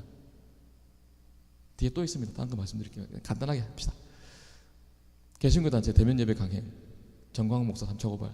정관우 목사와 개신교를 뭐 아까 얘기했죠. 정치적 프레임이라고 등식화시키는 거죠. 정관우 목사적 사고가 일반 개신교의 일반적 사고다라고 등식화시키는 거죠. 그래서 수구적이라는 냄새가 나는, 태극기의 냄새가 나는 거죠. 그러면서 반사회적인, 정관우 목사에 대해서는 반사회적이라고 말하는 사람들이 많잖아요. 저는 얘기 안 할게요. 저는 그런 얘기 안 합니다. 그렇게 말하니까 같이 얘기하고 싶은 거죠. 정관우 목사를 욕하고 싶은데 뺨 때려주는 거죠. 아 기독교는 다 저래. 등식이 성립하는 거죠. 밑에는 마지막에 연합뉴스 픽 차별금지법에 대한 논문 자꾸 나옵니다. 이거는. 자, 뉴스원에 법당 훼손 대신 사과했다 하면 편협하다고. 이거 누가 항의성 글을 썼는데 사과했어요. 근데 그 사람한테 파면했다는 건데, 이 소소한 이걸 기사로 쓴 의미가 있겠지만 저게 이슈화 될 얘기인가? 기사화 될 정도의 문제인가? 저는 모르겠어요. 기독교가 되게 편협하다고, 수용적이지 못하고 다른 종교에서 배려하지 않고 아나무인이다, 무례한 기독교, 이 등식을 얘기하고 싶은 거죠. 편협하다고. 오마이뉴스는 너무 많은데 이런 것들이, 제가 이만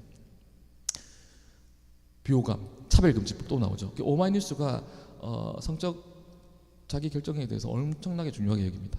그 대대적인 뭐 한겨레도 마찬가지고. 그러니까 당연히 기독교에 대해서는 얼마나 그 안 입고 온 부정적 시선으로 바라보겠어요. 노컷뉴스는 CBS입니다. 같은 거죠. 이런 것들에 대해서 심층 보도하지 않고 저게 단편하게 사실 보도로 가버리면은 그냥 그게 사실이 되는 거죠. CBS는 저는 되게 좀 안타까운데, 적어도 심층 분석을 해줬어야지. CBS라고 한다면 이 안에 데이터 안에 저도 바라볼 수 있는 그 의심스러운 데이터인데, 저희도 생각해 볼 수 있는 데이터인데, 이 얼마나 똑똑한 사람들이 많아요. 이들이 이것에 대해서 심층 보도 안 해준다는 거죠. 왜 그렇게 되어졌고, 어떤 층에서 그렇게 되어졌고, 그게 원인은 무엇이고, 인과관계에 대해서 전혀 얘기 안 하잖아요. 그냥 이걸로 끝나는 거예요. 비호감이다, 끝. 이러면 사람들은 어떻게 인식합니까? 그냥 비호감이구나, 그래 그렇지 뭐, 이렇게 합니다. 맨 마지막에는 왜 그러냐면, 부천 기독교 총연합회 지선 부천 당선자 지방선거 24명 축하 예시 뭐야, 기독교가 기득권이라고. 기독교가 기득권이라고. 네, 대통령만 만나러 다니고 국회의원 만나러 다니고 정치적 큰 소리 치려고만 하고 자기 이익만 구하는 사회적 기득권층이다. 우리랑 다른 사람들이다. 이게 유격을 만들어 버린 거죠. 선을 그어버린 거죠. 기독교 저 보수적인 집단은 우리랑 틀려. 우리 서민하고 틀려. 일상의 삶, 우리 서민의 삶하고는 괴리되어져 있어. 특권층하고만 놀아. 이 얘기를 하고. 이게 지금 기사가 달리면 이제 따라오는 거예요. 이런 것들이 있거든요. 한 기사가 어느 언론사가 특종을 하죠. 그러면 같이 이것들에서 보도하지 않으면은 클릭이 안 돼요. 그 언론사는. 그래서 특종이 필요한 게 뭐냐면 잡아두려고 그런 거거든요. 그러니까 붙는 거죠. 미디어 투데이, 데일리 와이드 붙고 뉴스도 붙고 막 붙는 거예요. 같은 보도를 릴레이 하는 거죠. 그러니까 확산되겠죠. 오히려 더욱 많이. 그죠? 자, 이것도 연합뉴스에 나온 건 아까 보셨죠. 인식이 사기꾼이다. 그렇다는 거죠. 이건 최근에 있는 건데 이 BBC BBC는 제가 자주 봐요. 왜냐하면 국제 뉴스에 대해서는 그래도 객관적으로 많이 보도를 하려고 하거든요. 르포도 많이 하고. 근데 기독교에 대해서는 BBC가 되게 부정적. BBC가 영국 방송인가 죠? 영국 국영방송. 브리티시. 네팔에서 기독교 열풍이 불고 있다고 하는데 부흥이 일어나. 우리는 좋은 소식이죠. 근데 어떻게 지금 이 썸네일이에요. 썸네일을 제가 발견. 뭐라고 돼 있어요? 아무도 강제로 개종시킨 적 없어요. 이게 어떤 느낌이 들어요? 들어가 보면은 내용을 보면은 교묘하게 안 했어요. 기독교가 편협하다. 네팔 사회의 전통 사회의 근간을 흔드는 세력이다라고 사회적 혼란을 야기한다. 그러니까 그 네팔의 고유한 민족적 전통, 국가적 전통을 회방하고 훼손하고 외부적인 사회적 인식을 이식하려고 하는 불온한 단체다, 종교다. 이 얘기를 지금 교묘하게 걸어놨어요. 들어가 보세요. 이렇게 본다고. 이렇게 보면 우리는 어떻게 받아들여요? 우리는 이미 부정적 자아가 있죠. 일반 국민 안에. 그럼 이걸 볼 때 어떻게? 그렇지 뭐 이렇게 되는 거죠. 기독교에서. 오마이뉴스 시대착오적 성윤리 조례안. 이렇게 대놓고 그런 거예요. 이거 완전 대놓고 그렇죠. 시대착오적인. 지금 시대는 어떤 시대라는 거죠? 성적 자기 결정에 대해서? 아니에요. 미국 가보셔도 그렇고 보수적인 사람들 엄청 보수적이에요. 왜 우리는 다 같이 시대착오적이라고 말하는 저거에 동조해야 되는 거죠? 이 강요죠. 일종의 강요. 제가 아는 목사님도 3번 감옥 갔어요. 동성애 반대하다가. 근데 그분이 당연히 또 하겠대요. 많다고. 우리가 맨날 뉴스에서 보는 건 뭐예요? 종교 다원주의적인 미국만 보잖아요. 아니요. 얼마나 보수적이고 신앙을 지키려고 하고 말씀대로 살려고 하는 사람들이 얼마나 뜨거운지 아세요? 거기는 한번 전도 집회하면 7만 8만 명 넘습니다. 스타디움이 꽉 찹니다. 젊은 애들이. 우리 찹니까? 실내 체육관도 안 찰걸요. 그러니까 우리가 얼마나 이게 세계와 동떨어져서 우리의 프레임에 갇혀서 기독교를 바라보고 있는지 보셔야 된다는 거. 이건 최근에 진짜 이슈된 거. 내가 이거 너무 화가 나던데 윤혜라고 하는 이 연예인이 되게 신앙이 좋은가 봐요. 잘 모르는데 어느 전도 집회인지 모르겠는데 집회 가서 간증을 했대요. 근데 이거 어떻게 났어요? 윤은혜 교회에서 찍힌 간증서 뭐길래 팬들 무섭다. 그러니까 혐오스럽다는 거예요. 막 통성기도 하고 이렇게 하거든요. 손 들고 하기도 하고 이러는데 혐오스럽다는 거죠. 이상하다는 거죠. 그러니까 우리가 신천지에서 느끼는 감정하고 별반 다르지 않는 감정을 우리가 지금 받고 있다는 것들 보셔야 돼요. 최근에 있던 얘기인데 더글로리라고 하는 넷플릭스의 드라마가 최근에 가장 인기 있는 드라마라고 하더라고요. 김은숙 작가죠. 김은숙 작가가 지금 이걸 쓴 작품인데 완전 반기독적인 작품이에요. 기독교에 대해서 완전 폄훼해놨어요. 도덕적이지 못하고 비도덕적이고 비양심적이고 이율배반적이고 사기꾼, 마약 중독자 뭐 이렇게 그랬어요. 그래서 이렇게 오마이뉴스 보세요. 두 번째, 국제적 망신 더글로리가 드러낸 케이크. 아니에요. 그냥 드라마예요. 김문숙 작가가 기독교에 대한 부정적 인식이 있어요. 내가 보니까 도깨비 쓴 분이거든요. 극본 쓰신 분이고 도깨비 아시죠? 저 본 적 없어요. 몇 번 보긴 봤는데 본 적은 없는데, 제대로 본 적은 한 번도 없는데, 도깨비 뭔 얘기예요? 환생하고 이런 거 도깨비가 안 죽고 막 몇천 년 살고 뭐 이런 거 하더라고. 뭐 모르겠어요. 기독교에 대해서 저렇게 본다고. 무슨 기독교 때리기, 국민일보 때리기, 국민일보. 이 OTT 서비스가 하면서 넷플릭스로만 전문인들이 갔죠. 일반적인 기독교에 대한 정서가 혐오적 정서이기 때문에 여기서 되게 혐오적으로 기독교를 그려놨어요. 이런 거에 대해서 분별력을 가지고 보셔야 되고, 우리 아이들이 이걸 보고 온다고요. 제 말은 교회에 온 애들이 이거 보고 온다고. 윤은혜 이거 유튜브에 뜬 거 아니고, 이게 지금 쇼츠 유튜브에 쇼츠 거기 떠 있는 거예요. 이게 지금 넷플릭스에서 핫하다고. 이거 보고 우리 애들 온다고요. 애들이 보면 얼마나 그 마음에 무거운 가슴을 안고, 내가 믿는 종교가 그런 종교가 아닐 텐데, 정말 그런가? 그렇지. 뭐 이런 인식을 가지고 오지 않을까요? 우리가 이걸 바라봐야 되고, 대중들은 기독교에 대한 일반적인 정서가 예전과 같이 호의적이지 않다는 것들을 다시 한번 말씀드리고, 이게 뭐냐면 베이비박스라고 아세요? 이 목사님 아세요? 이종락 목사님이라고, 제가 하와이에서 이분 간증을 들었었는데 오셨었어요. 거기 그냥 아예 버리고 가요.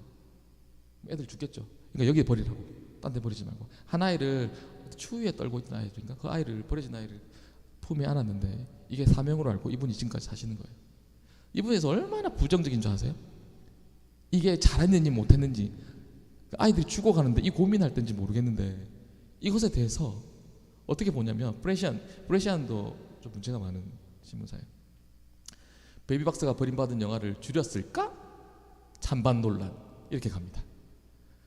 생명 윤리하고, 내가 지금 이거 내 사상의 결정권하고 이 생명 윤리하고 이 양립할 수 있는 주제인가? 내 사회적 신념과 내 세상에 대한 가치관, 그것들이 아무리 중요하더라도 생명보다 중요하지 않잖아요. 이분은 버려진 아이 살리는 분이에요. 상 받아도 마땅한 분인데 이렇게 본다고. 한이가 뭐냐면 한겨레입니다. 한겨레. 베이비박스에 2차례 아기 두고 갔다. 영아 유기. 유죄일까? 무죄일까? 무죄로 났어요. 무죄로 났는데, 이것만 보면 우리 길 안 읽어보잖아요. 우리 누가 읽어봐요? 유죄일까? 이거 모르는 거죠. 영화를 줄였을까? 모르는 거죠. 그러니까 기독교인들이 아무리 선한 일을 해도 선하게 안 본다는 거죠. 프레임을 걸어서 본다는 거죠. 이 얘기를 좀 하고 싶은 거예요. 제가 뭐냐 하면, 와, 너무 멀리 가겠네. 한국 사회는 발전하고 있다. 계속해서 축복하고 있다. 하지만 개인적 사회적 인식은 부정적이다. 기독교에 대한 인식도 부정적이다. 하나님은 축복하시지만, 축복의 제일 된 축복은 뭐예요? 하나님 주실 최고의 축복은 생명 주시는 거죠. 출산율 하락, 성적 자기결정, 창조 질서를 허무고 가족을 해체하는 이 프레임 안에 세상이 갇혀버리는데, 기독교도 같이 동조되어져 있고 거기에 무비판적으로 받아들이고 있다는 얘기를 하고 싶은 거예요. 그래서 뭐냐, 오늘날의 부정적 이미지 지속 노출되어지고, 영적 전쟁의 관점에서 바라보지 못하고, 회개와 성찰이 일어난 것 같지만 모르겠고, 신행과 일치라고 하는 것들이 일어나겠지만 우리가 돌아볼 부분은 있다, 이렇게 보는데, 제가 너무 시간이 없어가지고 넘어갈게요. 뭘 말하고 싶냐면, 이 얘기를 하고 싶은 거죠. 이걸 마지막으로 할게요. 목사님, 너무 길어서 안 되겠다. 세상은 기독교의 사회적 부정적 인식을 확대 재생산하고 있습니다. 맞아요? 맞아요? 그래서 기독교는 어떻게 되어졌어요? 기독교 내부에 자기 검열, 위축이 일어나고 있는 거죠. 그래서 교회가 어떻게 되는 거죠? 빨간 글씨, 가택연금이에요. 가택연금이 뭐예요? 말은 할 수 있지만 나와서 하지 마라. 로마에 전도 갔던 바울이 압송돼서 갇혔잖아요. 거기서 복음은 전했지만 밖에 나가지 못할 것처럼 지금이 그 상태다. 이게 전 세계적 현상이다. 그럼 저기서 뭐가 일어나요? 기독교 사회적 영향력이 축소되어지고, 사회적 영향력이 축소되어지면 전도가 됩니까? 선교가 됩니까? 기독교가 많은 사람에게 복음이 전파되어집니까? 그럼 하나님 나라의 통치는 일어나지 않겠죠. 하나님께서 저걸 원하시는 건데. 제가 뭘 말씀드리고자 하면, 우리가 잘못한 거 받아들이세요. 인정하세요. 회개하면 됩니다.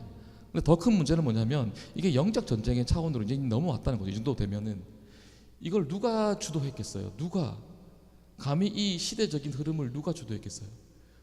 한 개인이 할 수 있는 얘기인가요? 이 많은 일들을? 네? 저는 아니라고 봅니다. 그래서 제가 생각하는 게 뭐냐면 이건 영적 전쟁이다. 사람의 손으로 할 수 있는 범위를 넘어섰다. 저는 이렇게 보거든요.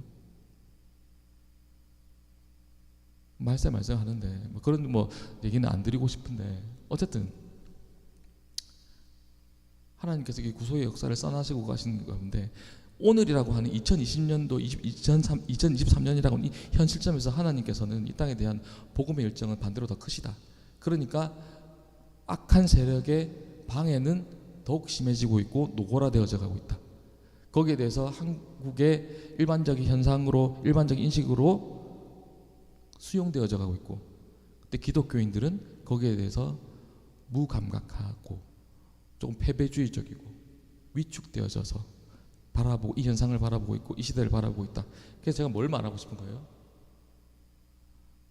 더 나가자고. 반대로 하면 됩니다. 이거 반대로 하면 된다고. 전도 하시면 되고 밖에 나가서 예배하시면 되고 찬양하시면 되고 다니엘과 같이 전에 하던 것과 똑같이 하시면 돼요. 아이들에게 계속 가르치시고 그러면서 또 어떻게 해요? 계속해서 우리를 갱신해 가는 거죠. 우리 개혁주의 전통이 갱신이잖아요. 끊임없이 갱신되어지는 거잖아요. 계속 말씀 앞으로 나가는 거죠. 말씀 더 가르치시고 찬양 더 하세요. 전도 더 열심히 합시다. 그 얘기를 들으시고 우리가 위축될 때 하나님의 나라는 위축되어집니다. 근데 우리가 이게 맞서서 영적 전쟁으로 생각하고 이것에 대해서 우리가 나아갈 때, 인식하고 나아갈 때, 믿음으로 나아갈 때 우리가 하는 게 아니고 하나님이 하시잖아요. 우리는 그 도구가 되어질 뿐이고 그 표지판이 되어질 뿐인데 우리 스스로를 점검되어야겠지만 이 시대적 상황 가운데 이 세상의 문화와 조류가 어떻게 우리를 받아들이고 오늘 규정하고 있는지에 대해서 우리 스스로 고민하고 이것에 대해서 어떤 달란트나 재능을 가진 분은 적극적인 어떤 리서치나 조사를 통해서 말씀해 주시고 또 이 영적 은혜에 대해서도 잘 아시는 분이 세계관에 대해서 잘 아시는 분이 있다면은 시대를 통찰하는 그런 세계관에 대해서 같이 공유하시고 이런 작업들이 같이 일어나지 않으면 우리 스스로는 우리 개교회적으로는 조금 힘든 것 같아요. 우리 모든 기독교인들이 우리 신앙을 가진 사람들이 이것에 대해서 같이 고민을 가지고 기도로 나아가야 된다. 그렇게 할 수 없잖아요. 영적 전투 하나님께 나아가야죠, 그죠? 기도해야죠. 사회적 인식을 하면서 그런 고민을 참 많이 하게 되어집니다. 이게 기도하려고 제가 만든 자료인데 이렇게 교회 여러분들과 나누게 되어졌는데 하나님은 계속 세워주고 계세요. 지금 언제부턴가 K컬처 많이 들어보셨죠? K경제, K기술, K가 다 들어갑니다. K소설도 최근에 뜨고 있거든요. 이게 우연일까? 아니에요. 아까 제가 아직까지는 한국이 도전적 기독교라고 말씀드렸었는데 아까 오전 예배에서 목사님 말씀하셨지만 영적으로 되게 그죠? 한국 사회가 다원화되어 있다 하셨나? 하여튼 영적이에요. 한국 영적이에요. 그걸 보셔야 돼요. 영적이라고. 한국 사회 자체가 영적이라고. 이런 악유들과 이런 다툼들이 일어난 자체가 영적이라는 거거든요. 그러니까 하나님께서 한국을 쓰시는 것 같아요. 이렇게밖에 저는 해석이 안 돼요. 그래서 복을 주고 싶어 하세요. 하나님의 그런적 목표는 에덴 동산의 그런 본연의 복을 회복하기 원하시는 거잖아요. 간 곳에 한국을 사용하고 싶은 거죠. 각 곳에 가는 곳마다 한국에서만 다르게 외국에서는 어떻게 됩니까? 한국이 대환영이에요. 스위스에 가면 농담 아니에요. 한국 사람 보면 사진 찍자 그럽니다. 프랑스에 계신 선교사님이 전도하는데 너무 도움받고 있대요. 이 K컬처가. 나가면은 인기, K푸드, 무비, K팝 지금 장난 아닙니다. 전 세계적으로. 미국도 마찬가지고 동남아는 당연하고 우리 잘나라고 그렇게 하셨어요? 아니에요. 제가 볼 때는 이 시대적인 이 흐름하고 같이 가는 것 같아요. 사단은 계속 방해하는 거고 우리는 위축시키려고 계속 애쓰는 건데 하나님은 우리를 들어서 사용하시려고 계속 보내시는 거죠. 이런 영적 관점에서 우리가 바라봐야 될. 그러니까 뭐예요? 낙심하자고 제가 말씀드린 건데 아니요. 힘을 내자고. 위축되지 말자고. 오늘에서 어떻게 얘기하든지 그 프레임을 걸고 얘기하는 것에 대해서 속지 말고 때에 따라서 적극 해명하시고 더 중요한 거는 그 아픈 가슴을 안고 금기하 금요 기도 하모니 나오시는 거죠. 같이 우시는 거죠. 그걸 하나님께서 원하시는 거죠, 그죠? 그런 일들이 일어나는 게 하나님께서 정말 원하시는 거다라는 생각을 합니다. 우리의 방법은 다른 게 없는 것 같아요. 정말 없는 것 같아요. 뭐 해야 됩니까? 싸울까요? 멱살 잡을까요? 내일은 오마이뉴스야, 이리 나와! 이렇게 할까요?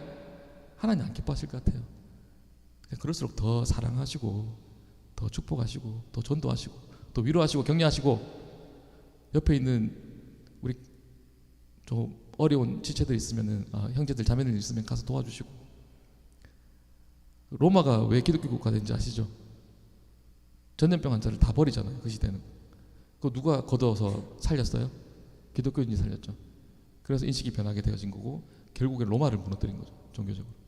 우리도 그렇게 할 수 있잖아요, 지금. 최근에 가스비 올랐으면 어떻게 됩니까? 부족한 사람 가서 도와주는 거죠. 신문에 내세요 이렇게 안 하더라도 힘드실 줄 알고 살 가서 돈 10만 원에게 드리는 거죠. 힘내세요. 독거 노인이나 뭐 소년소녀 가장이나 뭐 어려운 가정이 있으면 돌봐준 거죠. 이 소문이 모여가지고 그것들이 그리스도의 사랑을 증거하고 나타내는 표지판이 되겠죠.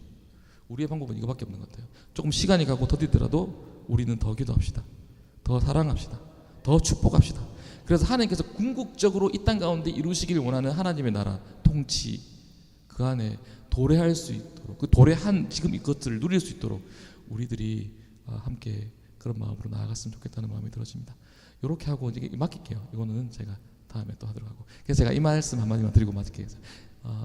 한국은 이게 병이 있어요. 뭔 병이 있냐면 임꺽정병이라고. 뭐인지 아세요? 세상 짐 자기가 다 짊어지고 갑니다. 나라 걱정, 경제 걱정, 쓸데기 없는 삼성 걱정, 왜 하는지 모르겠어요. 연예인 걱정, 세상 쓸데기 없는 걱정인데 하지 마시고, 내 이웃 걱정하시고, 내 교회 걱정하시고, 옆에 가난하고 어렵고 힘든 지체들 도와주시고. 제가 이거 물어봐서 답을 얻은 거예요. 세계적인 세계관 강사한테 물어봤어요. 내가 한국 사회가 이렇게 부정적이다, 교회가 이렇게 타락했다 하니까 피 웃으면서 이 얘기하더라고요. 자기는 3번 감옥에 갔다 왔다면서 니도 니 할 수 있는 거 해라고. 돌아보게 된 거죠. 내가 목소리가 너무 컸네. 내 시각이 저 하늘 높이 섰네. 내게 주신 세상은 이렇게 하나님께서 보여주셨는데 내 옆에 있는 보지만 더 저 위에 거 보려고 하니까 답이 없는 거죠. 답답한 거죠. 내가 언론사 바꾸겠어요? 내가 국가의 경영을 바꾸겠어요? 아니요. 뭐 할 수 있어요? 옆집 도와줄 수 있어요. 옆집 위로하고 격려할 수 있어요. 그죠? 교회 와가지고 쓸고 닦을 수 있어요. 계단 청소할 수 있어요. 뭐 대문 앞 청소할 수 있어요. 그럼 옆집도 좋고 윗집도 좋고 쓰레기 줍고 그런 거죠. 사소하다고. 임꺽정 병을 좀 버리시고 삼성 걱정하지 마시고 연예인 걱정하지 마시고 오늘 하나님께서 내게 주신 삶의 현장 가운데 내가 할 수 있는 일을 할 수 있는 그런 우리가 되었으면 좋겠습니다. 그렇게 기도했으면 좋겠습니다. 모이자 하긴 하모니, 기도 하모니. 이렇게 일단은 마치도록 하고 다음에 기회가 되면 또 한 번 더 했으면 좋겠고, 오늘 그냥 대충만 했는데 1시간 반 걸렸는데 죄송하게 생각하고 죄송합니다 목사님. 이렇게 마치도록 일단 오늘 이렇게 마치도록 하겠습니다. 목사님 기도해 주시겠어요? 제가 할까요? 네. 같이 기도합시다. 제가 할 때 같이 기도하면 좋을 것 같아서. 하나님 세상을 바라볼 수 있는 열린 눈을 허락해 주시고 영적인 안목을 허락해 주셔서 이 땅을 그저 사단이 주도하는 부정적 사고 가운데 우리를 수용하지 않고 하나님의 관점